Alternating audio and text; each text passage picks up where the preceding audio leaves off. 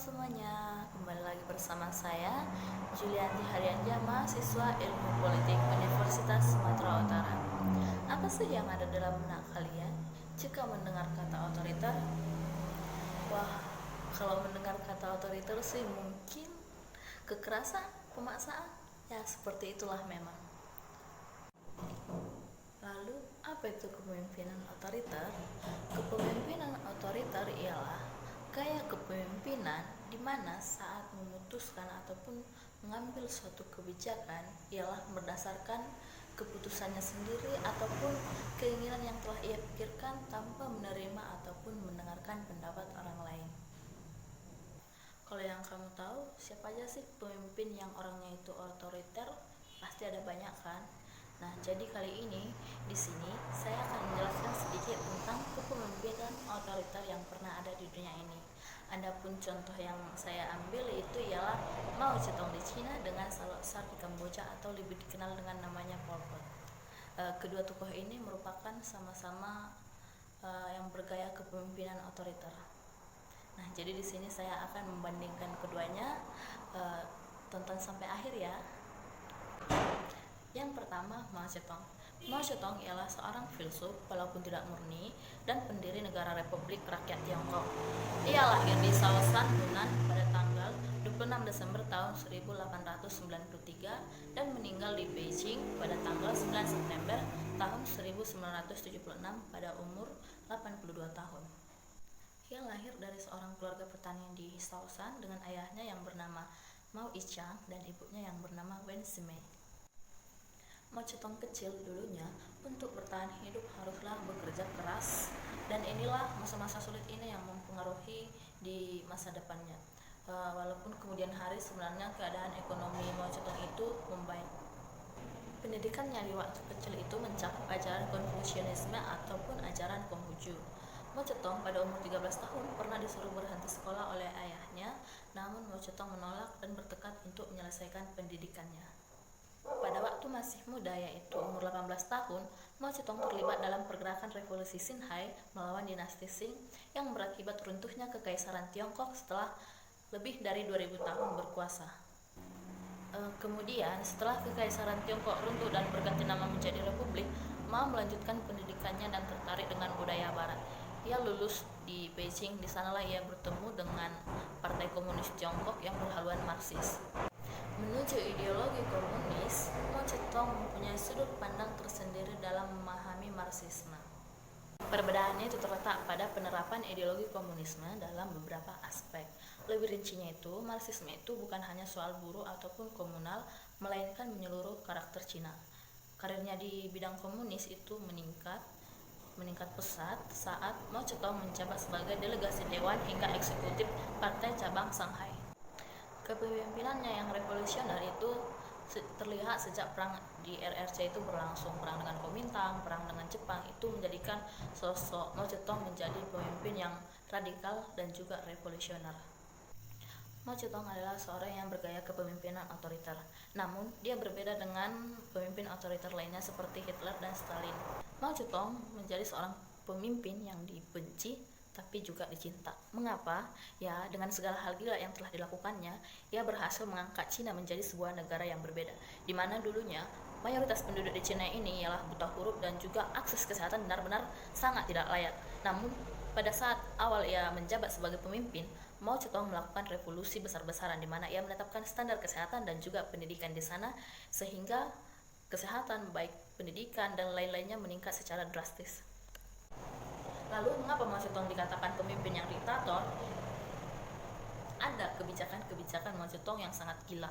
Di sini saya akan menjabarkan kebijakan-kebijakannya itu ada 3. Yang pertama itu gerakan 100 bunga, yang kedua lompatan jauh ke depan, dan yang terakhir hal yang paling gila itu ialah program revolusi kebudayaan. Yang pertama, gerakan 100 bunga. Pada tahun 1956, Mao Zedong memperkenalkan kebijakan politik baru di mana kaum intelektual boleh bebas berpendapat sebagai kompromis terhadap partai yang menekankan karena ingin menghindari moto yang mengatakan biarkan 100 bunga berkembang dan 100 pikiran yang berbeda-beda bersaing. Tentu saja ini menyenangkan untuk setiap warga karena mereka boleh bebas berpendapat. Alhasil, apa yang terjadi?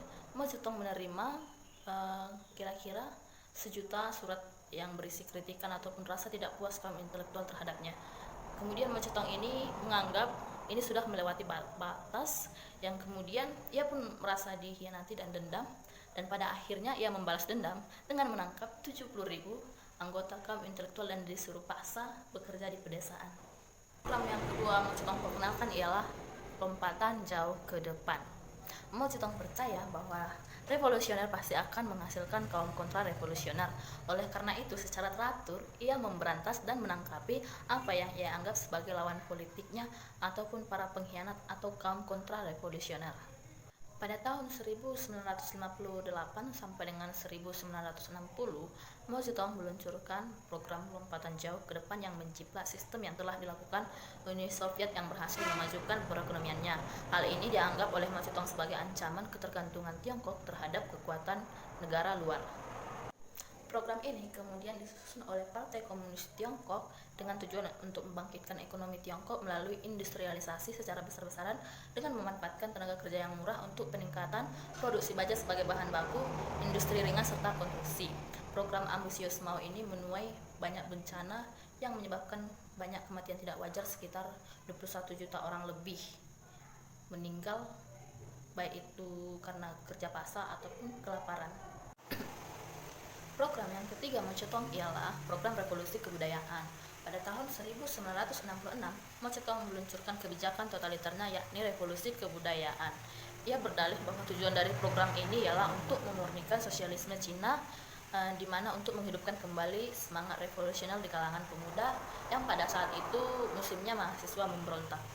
Hasil akhir dari revolusi kebudayaan ini ialah terjadinya perang saudara, di mana banyak kekacauan yang dijalankan dengan tangan besi dan para Maois yang mempersekusi mereka yang dianggap anti komunis. Mereka disinyalir sebagai kontra-revolusioner adalah musuh partai dan pantas diberikan hukuman mati atau mendapatkan kritik diri dengan belajar ke pedalaman bersama dengan para petani. Dan orang-orang yang dianggap kontra-revolusioner ini ialah mereka yang merupakan tuan tanah, disinyalir menjadi orang kanan dan anti partai. Selama revolusi kebudayaan ini berlangsung, Cina mengalami kemerosotan ekonomi dan banyak peneliti yang berpendapat bahwa ribuan orang tewas dalam revolusi ini dan jutaan lainnya dijebloskan ke dalam penjara. Dan dari segi politik sendiri, revolusi kebudayaan ini tidak menguntungkan ataupun tidak memberi kemenangan mutlak pada golongan Maois. Kepemimpinan yang muncul pada akhir kampanye ini merupakan suatu koalisi dengan kepentingan yang berbeda-beda. Akibatnya kira-kira sebanyak 55 elit politik dipecat dan diturunkan dari jabatannya. Adapun yang diuntungkan dari revolusi kebudayaan ini adalah mereka yang militer karena menduduki sebagian besar posisi penting di tingkat provinsi. Secara garis besarnya, kondisi ekonomi pasca revolusi kebudayaan ini mengalami kemunduran dan kemerosotan di bidang industri dan pertanian. Meskipun bidang pertanian tidak terlalu banyak mengalami penurunan, namun hal ini masih berpengaruh terhadap perekonomian Cina. Kemudian, sosok diktator selanjutnya ialah Salotsar dari Kamboja atau lebih dikenal dengan Pol Pot. Ia lahir pada tanggal 19 Mei tahun 1928 dan merupakan anak ke-8 dari 9 bersaudara. Salotsar sebagai pemimpin Kamboja yang baru setelah masa pemerintahan Lon Nol yang berakhir pada tahun 1975 merubah semua kebijakan yang telah ada sebelumnya. Salotsar menerapkan gaya kepemimpinannya yang otoriter dan militeristik pada waktu itu. Rejim Salotsar ini lebih dikenal dengan rejim yang kaku, keras, brutal, dan banyak memusuhi rakyatnya sendiri. Gaya kepemimpinannya yang sangat otoriter ini dapat dilihat dari kebijakan-kebijakannya, yaitu yang pertama, bidang sosial. Kebijakan dalam bidang sosial yang dilaksanakan pemerintahan Salotsar yaitu seperti evakuasi penduduk kota ke pedesaan.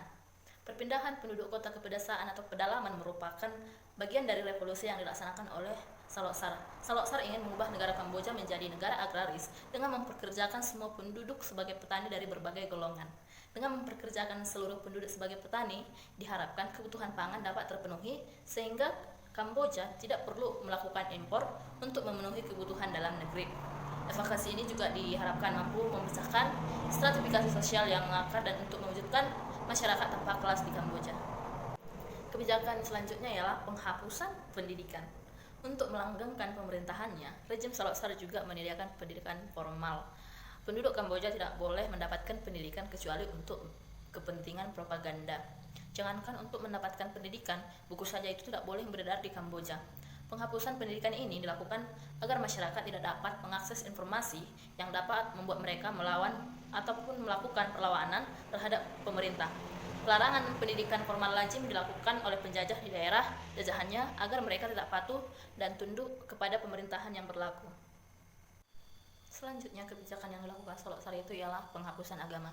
Komunisme merupakan ideologi yang tidak percaya akan adanya Tuhan. Hal itu juga diberlakukan di Kamboja oleh Saloksar pada waktu berkuasa. Saloksar melarang adanya agama dan menghancurkan tempat-tempat ibadah. Bahkan biksu-biksu yang tadinya sangat dihormati oleh masyarakat dijadikan menjadi warga biasa. Mereka juga harus bekerja sama seperti penduduk lainnya. Dalam bidang ekonomi sendiri, Saloksar telah merubah perekonomian Kamboja itu seperti zaman Pramonren. Saloksar melakukan kebijakan yang membuat rakyatnya banyak menderita dan tewas akibat dari kebijakan-kebijakan yang tidak masuk akal, seperti menciptakan masyarakat tanpa uang dan mereka dipaksa bekerja keras. Menciptakan masyarakat tanpa uang sejalan dengan kebijakan evakuasi penduduk kota ke pedesaan, rejim Saloksar juga mengeluarkan kebijakan masyarakat tanpa uang. Sejalan dengan kebijakan itu, maka pemerintahannya menghapuskan perdagangan swasta, pasar, kepemilikan pribadi, dan juga pelayanan publik. Penghapusan mata uang ini bertujuan untuk mewujudkan cita-cita yang telah digagas oleh Saloksar, yang dimana ia bertujuan untuk membangun sebuah negara tanpa kelas sesuai dengan tujuan ideologi komunis. Yang selanjutnya itu melakukan kerja paksa. Di bawah pemerintahan anak sendiri, Kamboja mengalami masa yang sangat kelam dan tidak dapat dilupakan sepanjang masa. Masyarakat Kamboja harus mengalami kerja paksa untuk dapat bertahan hidup. Seluruh penduduk diwajibkan untuk kerja paksa di pedesaan, menggarap sawah, menggali saluran air, membuat bendungan, dan melakukan segala kegiatan yang berhubungan dengan pertanian. Pekerjaan ini pun dilakukan dalam pengawasan Serdadu Khmer Merah. Penduduk tentu saja sangat menderita dengan sistem ini. Adapun imbalan dari pekerjaan itu, mereka hanya mendapatkan jatah makan, tempat tinggal, dan pakaian seadanya. Di bidang politik, untuk melanggengkan pemerintahannya, Saloksar membuat kebijakan di bidang politik seperti melakukan pembunuhan massal atau genosid. Kebijakan yang membuat Kamboja terkenal dan menjadi masalah internasional adalah pembunuhan massal yang dilakukan rejim Saloksar. Dibuktikan dengan ditemukannya lebih dari 343 ladang pembantaian. Banyak ditemukan tulang belulang manusia yang tewas akibat kekejaman rejim Saloksar di ladang-ladang tersebut. Pembunuhan ini dilaksanakan setelah rejim Saloksar berkuasa di Kamboja pada tanggal 17 April tahun 1975. Sejak saat itu, penduduk Kamboja banyak yang menghilang tanpa adanya penjelasan dari pemerintah. Pembunuhan massal ini terjadi ketika Phnom Penh jatuh ke tangan pasukan Khmer Merah. Mereka menembak semua tentara yang berseragam pasukan Lon Nol. Rejim Saloksar melakukan pembunuhan tanpa proses peradilan. Tidak peduli mereka bersalah atau tidak, semua yang berhubungan dengan rejim Lon Nol, rejim sebelumnya, akan disingkirkan. Ini merupakan program dari revolusi untuk menghilangkan kekuatan yang telah ada sebelumnya. Tidak ada yang tahu dengan pasti berapa jumlah penduduk yang tewas akibat dari pembunuhan itu. Banyak orang memperkirakannya antara 1,7 juta sampai 2 juta orang tewas dalam kurun waktu tahun 1975 sampai dengan tahun 1979, dalam masa 4 tahun. Saloksar sendiri tidak dapat memastikan berapa banyak yang tewas saat ia memerintah di Kamboja. Tewasnya jutaan penduduk Kamboja tidak hanya karena penyiksaan, namun juga pemindahan penduduk kota ke pedesaan dan tanam paksa yang dicanangkan oleh rejim Saloksar. Penduduk kota yang tidak mengerti tentang pertanian dipaksa mengolah tanah, menanam padi, menggali saluran air, dan pekerjaan lainnya yang tidak pernah mereka lakukan sebelumnya. Akibatnya banyak dari mereka yang tewas karena kekurangan gizi ataupun kelaparan, kelelahan juga mengakibatkan banyaknya tewas saat itu. Kebijakan terakhir yang dilakukan oleh Saloksar ialah menjadi sebuah negara yang tertutup. Ya, Kamboja tertutup bagi negara luar.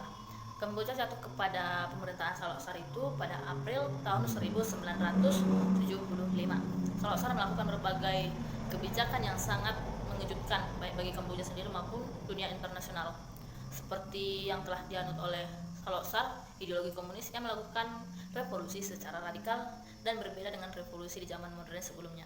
Salah satunya ialah menutup Kamboja bagi dunia luar. Saloksar tidak mengkehendaki adanya hubungan dengan dunia internasional kecuali dengan beberapa negara yang menjadi sekutunya. Kebijakannya itu direalisasikannya dengan melakukan deportasi terhadap seluruh warga negara asing yang pada saat itu berada di Kamboja. Tidak menunggu lama setelah Kamboja jatuh ke tangan rejim Salotsar, seluruh warga negara asing dipulangkan ke negara masing-masing. Hal ini dilakukan untuk mendukung kebijakan isolasi yang dilakukan oleh rejim Salotsar, di mana hampir tidak ada hubungan diplomatik yang dilakukan Kamboja dengan negara lain. Pemerintahan Salotsar memutuskan hampir semua hubungan kerjasama dengan negara-negara dunia kecuali negara-negara yang berhaluan komunis, artinya sepaham, menjadi yang berbeda atau lebih baik ataupun lebih buruk. Lebih kurangnya saya mohon maaf dan mengucapkan terima kasih telah menonton video ini. Semoga kita semua selalu sehat dan dipenuhi kebahagiaan. Terima kasih.